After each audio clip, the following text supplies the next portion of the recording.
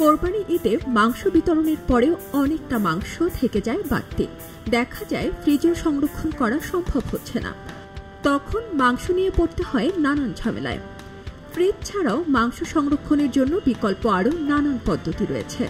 সেসব নিয়ম মেনেই খুব সহজে মাংস সংরক্ষণ করা সম্ভব। চলুন আজ জেনে নেই মাংস সংরক্ষণের পদ্ধতিগুলো। জাল দিয়ে সংরক্ষণ। মাংস মাঝারি সাইজে কেটে ভালো মতো ধুয়ে সব পানি ঝরিয়ে নিন। এমন একটি পাত্র নিন যেন ওই পাত্রেই মাংস সংরক্ষণ করতে পারেন। এবার পরিমাণ মতো লবণ এবং গরম মশলা ও তেজপাতা দিন। এরপর চুলার আঁচ বাড়িয়ে জাল দিন।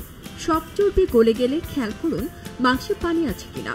যদি পানি থাকে তা শুকিয়ে নামিয়ে ঠান্ডা করে ঢেকে রেখে দিন। প্রতিদিন দুবার করে জাল দিলে এভাবেই জাল দেওয়া মাংস 1 থেকে 2 মাস পর্যন্ত রেখে খেতে পারবেন। লবণ পদ্ধতি।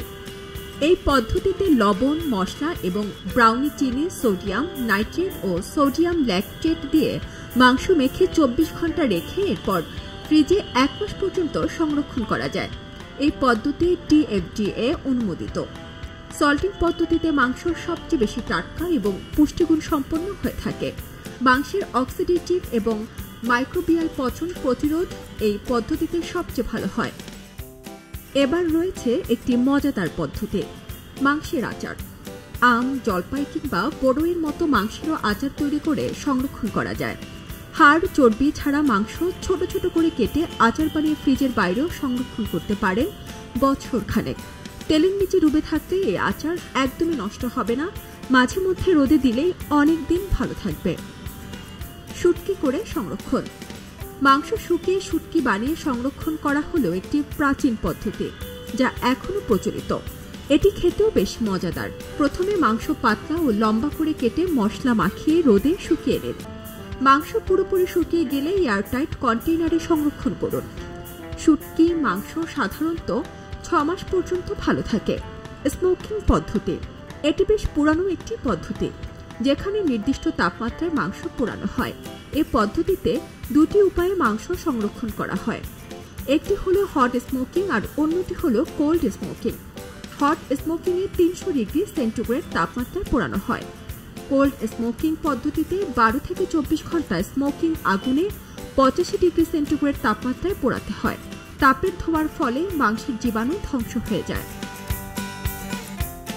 মাংস ভেজে সংরক্ষণ।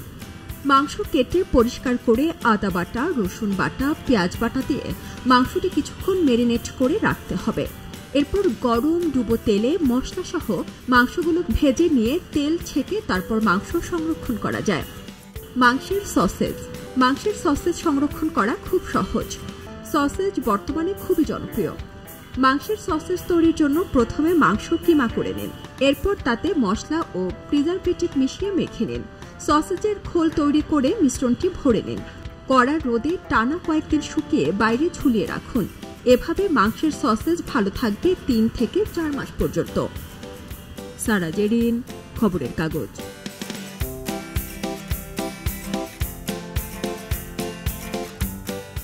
খবরের কাগজ, নিখাত, নির্ভীক, নিরপেক্ষ।